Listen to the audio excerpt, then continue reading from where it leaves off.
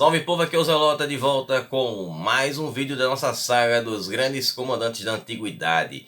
E hoje eu trago a história do Epaminondas de Tebas. Ele que era um filósofo e guerreiro que revolucionou as batalhas na Grécia, conseguindo derrotar o poderoso exército espartano, acabando com a grande invencibilidade de Esparta na Grécia.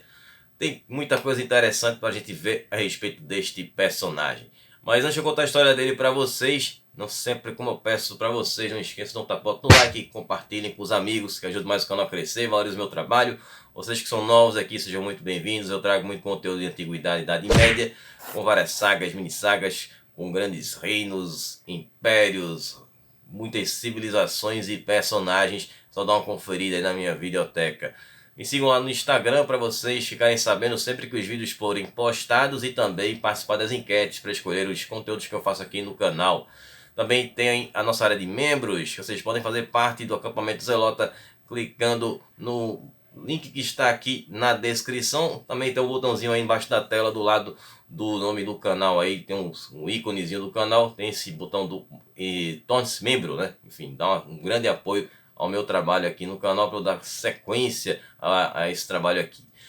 Bom, vídeos todas as quartas às 20 horas, sempre com a metodologia nada ortodoxa, com muitas imagens, muito conteúdo sem enrolação. Vamos para a história do Epaminondas de Tebas. O Epaminondas, que nasceu em 420 a.C., obviamente em Tebas, era filho de Polímes. Bom, que eu não descobri o passado dele, mas era um cara importante lá em Tebas. Bom, ele veio de uma família aristocrática, porém uma família que, digamos que estava em falência. O cara tinha, digamos, um sangue azul, mas ele era pobre.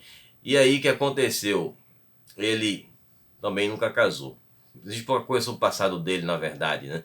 A gente tem um registro que foi feito pelo Plutarco, né? Temos não, né? Existiu, porque esse registro desapareceu. Então pouco se sabe do passado dele, é isso, né? Dessa questão da família, da origem da família dele, e que ele também não se casou. Bom, o Epaminondas ele tinha uma única capa que ele utilizava. Portanto, no dia que essa capa ia ser lavada, ele ficava em casa. Era uma situação complicada. Bom, mas de qualquer forma, ele acabou conseguindo estudar filosofia e seguiu a linha de pensamento de Pitágoras, a retórica de Pitágoras, e foi aluno do filósofo grego Lisis de Tarento. Bom, como eu falei, esse passado do Epaminondas desapareceu, mas segundo um dos poucos registros que existe na biografia de um outro personagem, que é o Pelópidas, o Epaminondas esteve ao lado do Pelópidas, que era bem mais conhecido que o Epaminondas nesta época, e o Epaminondas, mesmo ferido numa batalha contra os espartanos, ele conseguiu salvar o Pelópidas, que estava numa situação ainda pior, e com isso ele entrou nesse registro da história do Pelópidas, né, que foi um grande general tebano, né, bem mais conhecido do que o Pelópidas naquela época. Isso foi na Batalha de Manitéia em 382 a.C. Bom, e aí nessa batalha depois tivemos a conquista da cidade tebana de Cadimeia, que foi uma grande conquista dos espartanos. E depois dessa conquista, o Epaminondas ele foi exilado, retornando para Tebas em 379 a.C. E ele volta com muita moral, que acaba recebendo o título de Beotarca, que seria o governador de uma daquelas cidades que ficavam na região da Beócia. Seria um governador.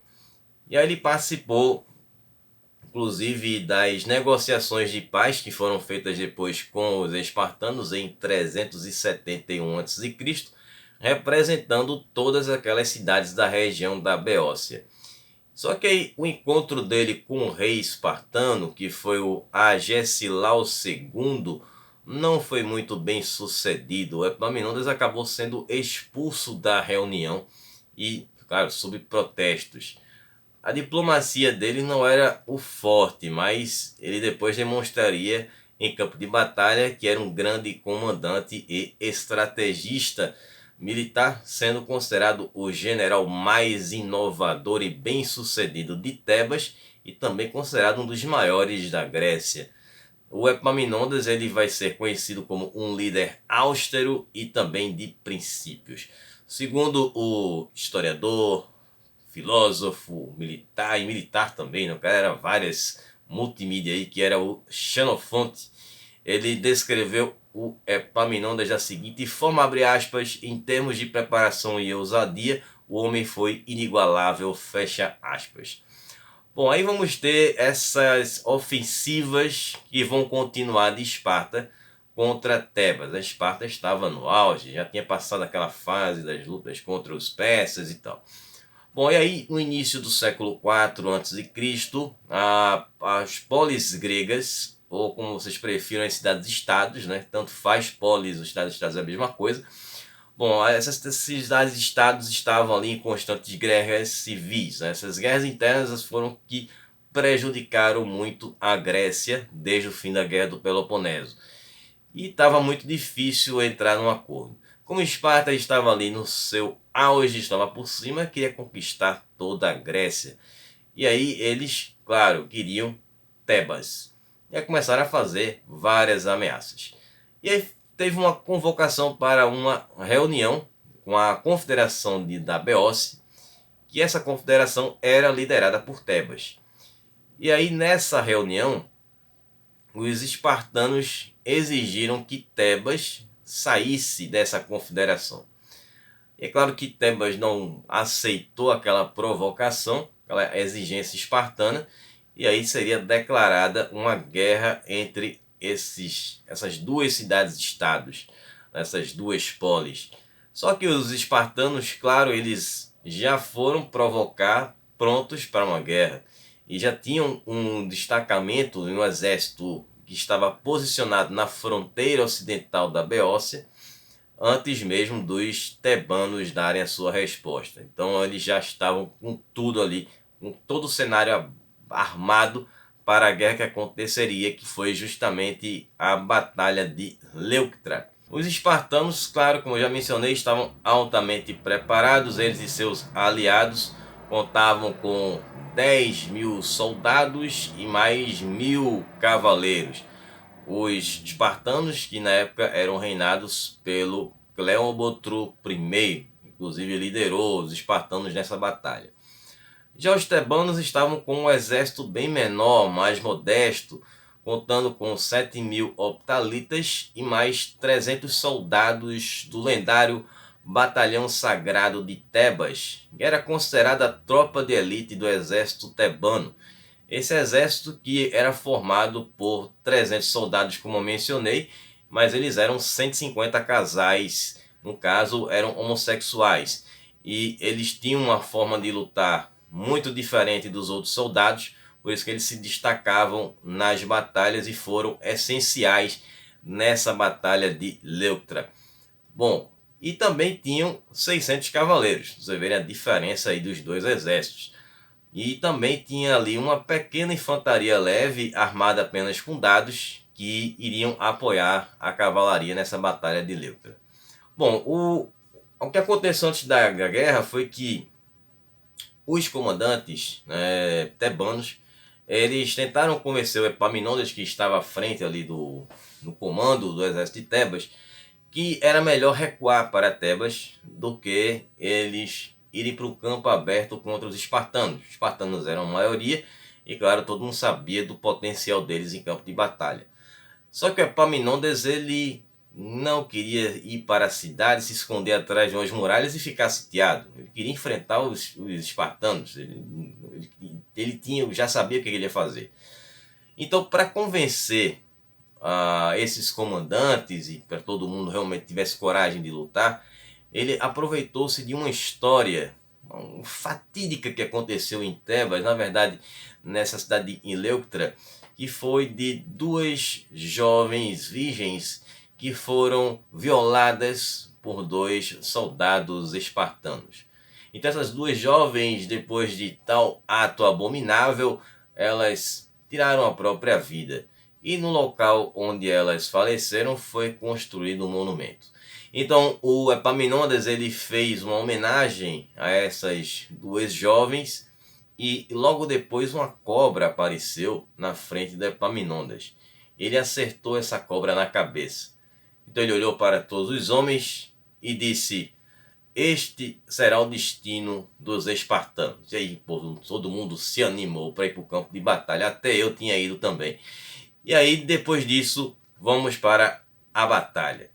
Bom, entrando nessa parte da estratégia que eu mencionei, eu não vou entrar em muitos detalhes, senão vai ficar muito chato o vídeo. Mas, resumindo basicamente o que aconteceu. Primeiro houve um primeiro ataque com esses soldados menos fortes, né, do exército de Tebas contra um destacamento dos espartanos. Incrivelmente eles conseguem vencer esses espartanos e na época que nesse momento estavam sendo comandados pelo Hieron, que inclusive também perdeu a vida nessa batalha, e depois esse pequeno grupo se juntou ao grupo principal. O Cleómbroto ele montou a formação tradicional, né? Tem aí esse pequeno mapa aí de como ocorreu a batalha. E a formação tradicional era você colocar a infantaria na frente e a cavalaria atrás. Então ele contava ali com aqueles homens que eu já mencionei, aquela quantidade de exército, mais 300 homens que seriam tipo guarda-costas dele. E aí ele iria fortalecer o flanco esquerdo lá no campo de batalha. Então o que seria o óbvio? Seria o Epaminondas fazer o mesmo do outro lado, né? Fortalecer no caso o seu flanco direito e fazer a mesma formação. Só que o que Epaminondas fez foi inverter a posição. Ele colocou a cavalaria na frente da infantaria.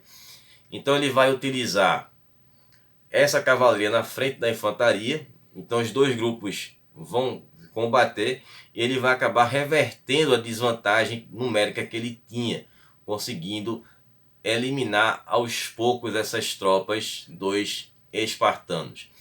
E aí ele pega o grupo dele, que era justamente do Batalhão Sagrado de Tebas, e segue para atacar de frente o grupo onde estava o Cleómbroto, que nesse ataque acabou sofrendo um ferimento fatal e foi para o mundo além vida. Bom, os espartanos acabaram perdendo 400 dos seus 700 soldados de elite nessa batalha, e essa foi uma derrota que os espartanos jamais iriam se recuperar. Bom, com essa vitória de Epaminondas, ele acabou pondo um fim à invencibilidade espartana que já durava 200 anos, pondo um fim de que eles eram invictos, que eles eram invencíveis. Essa estratégia do Epaminondas, esses movimentos que ele fez nessa batalha, não era coisa inédita, mas não era comum. Era um ato que era mais utilizado em situações de desespero nas batalhas. Mas o cara começar uma batalha com essa estratégia era uma coisa que ninguém tinha feito. Então por isso ele vai ser considerado revolucionário, com esse posicionamento dos soldados que ele tinha e a forma como ele soube aproveitar o potencial dos grupos que ele tinha. Então ele vai conseguir surpreender os espartanos nesse início de batalha usando essa tática vencedora. E essa vitória, claro que chocou o mundo grego, né? Os tebanos conseguirem derrotar os espartanos. E Epaminondas, claro, vai ser muito festejado, vai ser celebrado e recebe ali o título. Na verdade, ele vai ser reeleito como Beltarca em 370 a.C. Bom, mais um ano antes do Epaminondas ser reeleito Beltarca, essa vitória, claro, causou ali uma desintegração da Liga do Peloponeso, pondo um fim naquele status quo que Atenas estava, que Esparta estava.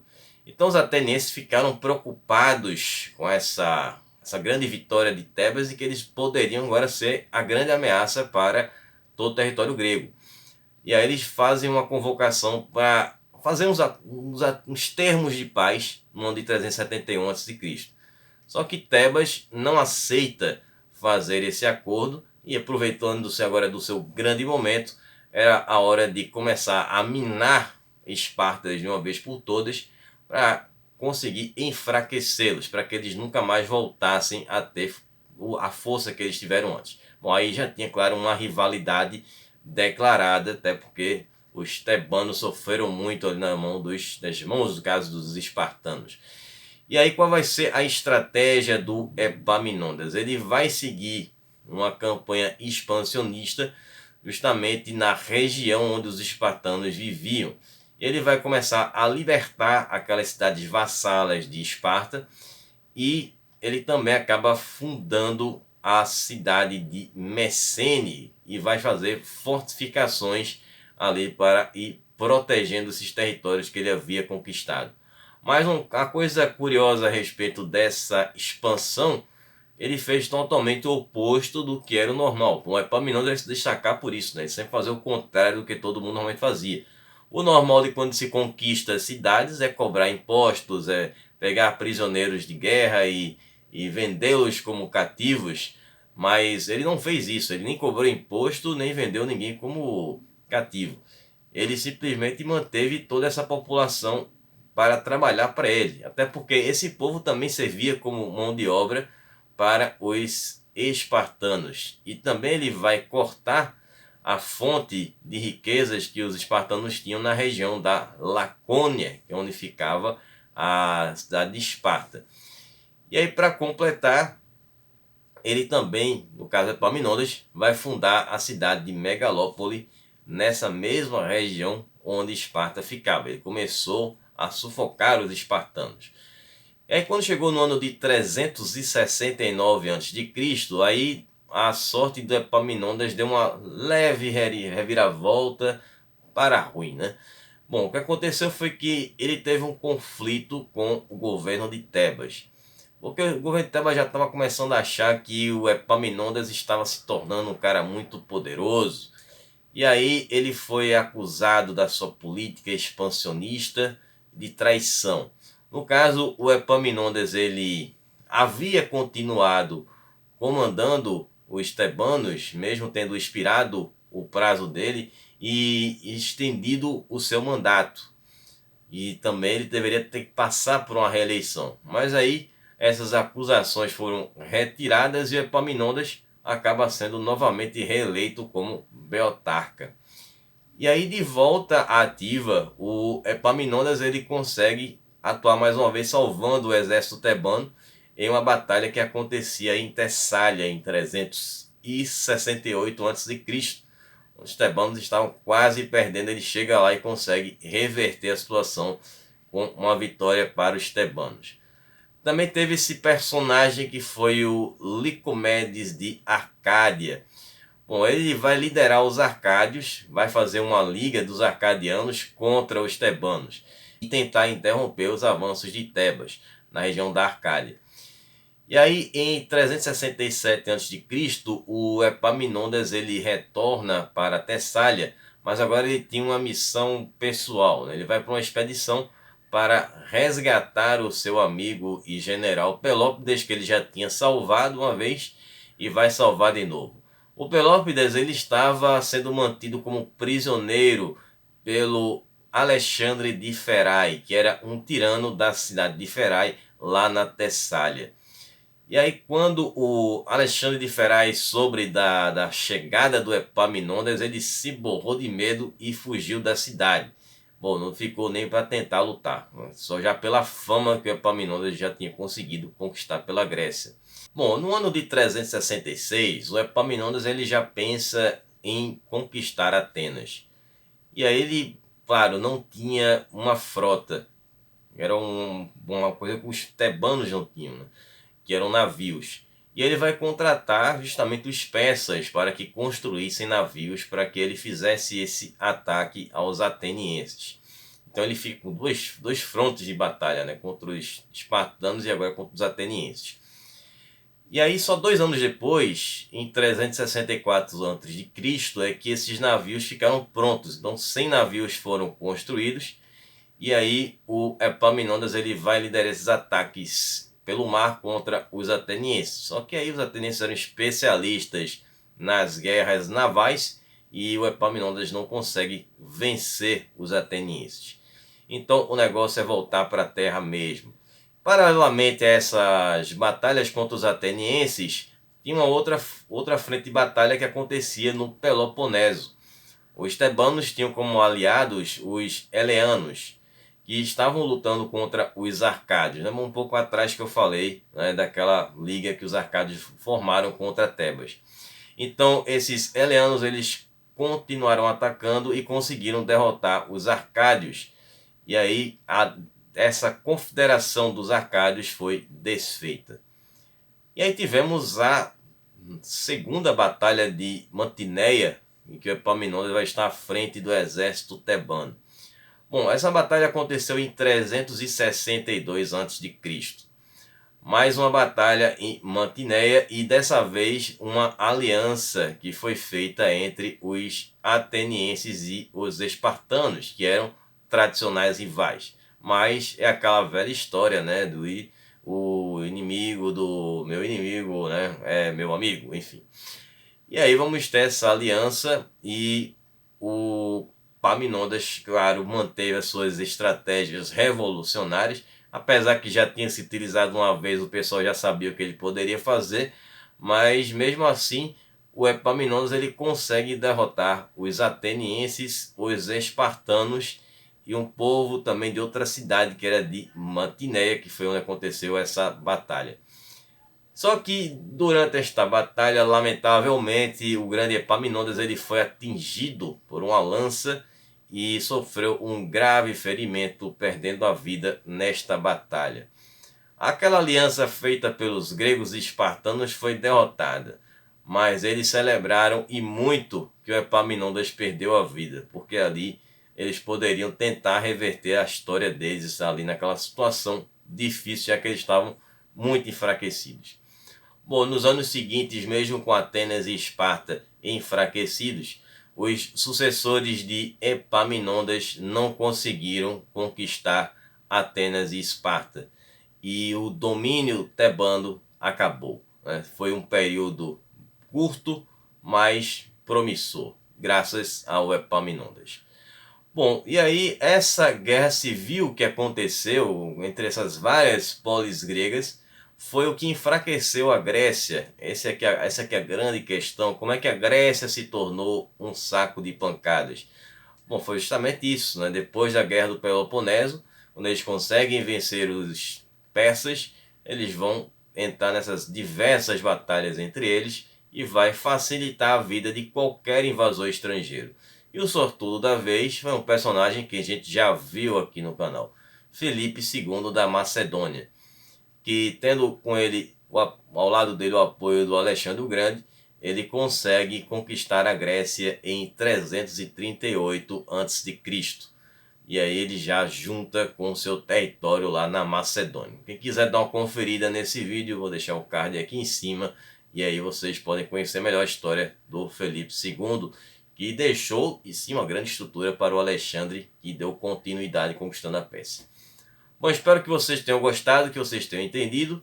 Estaremos de volta na próxima semana e nos próximos dias, na sexta ou no sábado, vou estar fazendo enquete aqui na área comunidade, na aba comunidade do canal e também lá no Instagram com alguma civilização. Vou dar uma conferida aí de alguma coisa. Tem muitas sugestões que o pessoal tem mandado, inclusive agradeço a galera que está mandando sugestões aí nos comentários de várias civilizações. Tem muita coisa interessante e a gente pode trabalhar aí tanto de antiguidade como Idade Média.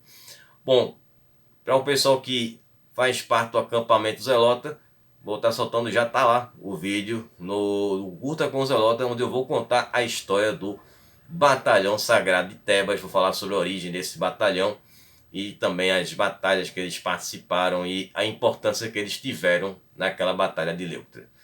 Vamos ficar por aqui, um abraço Zelota, até semana que vem, falou pessoal.